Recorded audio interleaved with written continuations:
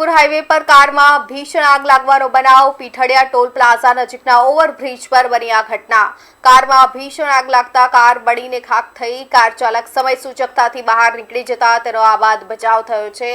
જૂનાગઢથી રાજકોટ જતા સમયે આ બનાવ બન્યો। કારમાં આગ લાગવાનું કારણ હજી અકબંધ છે। જોકે ઘટના અંગે ફાયરની ટીમને જાણ થતા ફાયરની ટીમે કારની આગ પર કાબુ મેળવ્યો છે। तो राजकोटना जेतपुर हाईवे पर आ दुर्घटना सर्जाई। कार में आग लगता पीठड़िया टोल प्लाजा नजीकना ओवरब्रिज पर आ बनी है घटना। राजकोट जेतपुर हाईवे पर कार में भीषण आग लगी। कार में आग लगवानुं कारण हजी अकबंध है। घटना अंगे फायरनी टीम ने जाण थता फायरनी टीम घटनास्थल पर पहोंची अने आग पर काबू मेळव्यो हतो।